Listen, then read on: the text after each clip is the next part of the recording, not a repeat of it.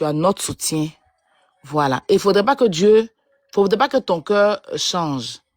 Voilà. Parce que, à force de faire ça, ça fait que ça peut gâter pour les autres. Aujourd'hui, tu vois un enfant qui a du talent. Est-ce que tu vas pouvoir avoir le courage d'aider cet enfant-là? Parce qu'il y a un qui a été ingrat. Et il y a beaucoup de choses comme ça qu'on vit ici en Afrique. C'est toujours le noir même qui gâte pour son frère noir. Tu vois? Donc, force à Kejivara, je suis de tout cœur avec toi. Et ce que je vais dire à ceux qui soutiennent MC1, apportez votre soutien à MC1 en le relevant. Parce que là, il dit qu'il a atteint. Soulevez-le. Faites mieux que Kejivara. C'est tout ce qu'on vous demande. Faudrait pas que le buzz finisse et puis vous allez laisser le jeune là, lui-même face à lui-même, comme Ramba Junior. On voit Ramba Junior en train de demander l'argent. J'espère que tout le tapage que vous êtes en train de faire là, après vous allez apporter votre soutien pour qu'il puisse se relever. Vous devez faire mieux.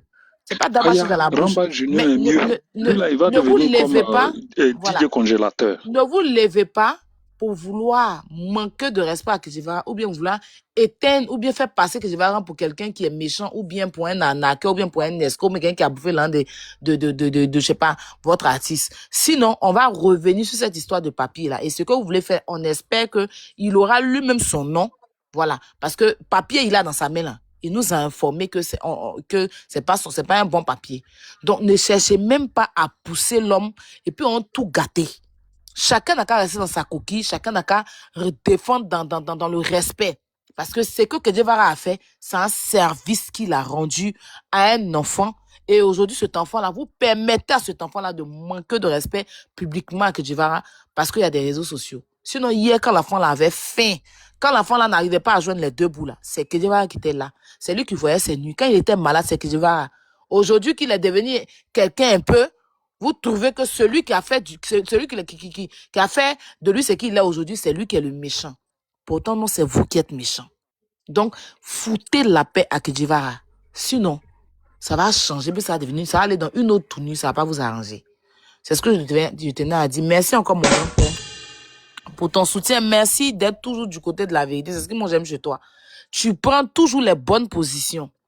Tu prends toujours, peu importe tes affinités ou peu importe, tu as un cerveau, tu réfléchis, puis tu prends les bonnes positions. C'est ce que moi j'apprécie chez toi. Merci encore et puis bon live à tout le monde. Voilà, moi aussi je suis de cœur avec toi par rapport à tout ce que tu fais et je l'ai témoigné.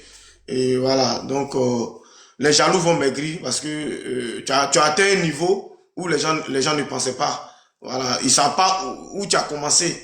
Ils ne savent pas que tu as commencé depuis du vivant d'Arafat. Eux, ils pensent que tu es sorti comme ça de nulle part et tu as atteint ce niveau-là. Donc, nous, on connaît. Nous, on était dans Facebook, on connaît.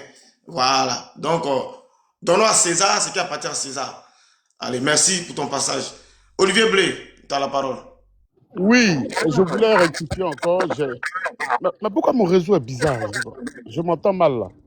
On t'entend très bien, non, t'entends très bien. Ah, vous m'entendez bien? Ok. Donc, ce que je voulais dire par rapport à la soeur qui est descendue tout à l'heure, c'est pas un reproche que je lui faisais, parce que quand on est long dans ce qu'on déroule, finalement, il n'y a pas grand chose qu'on retient. Pourtant, elle disait des choses très intéressantes. Premièrement, je vais apporter mon soutien au jeune frère Kejivara qui subit tout ce qui se passe là. C'est quelqu'un qui avait donné l'habitude aux gens de ne pas entendre les méfaits de sa vie, de ne pas entendre les événements néfastes de sa vie, on n'entendait pas.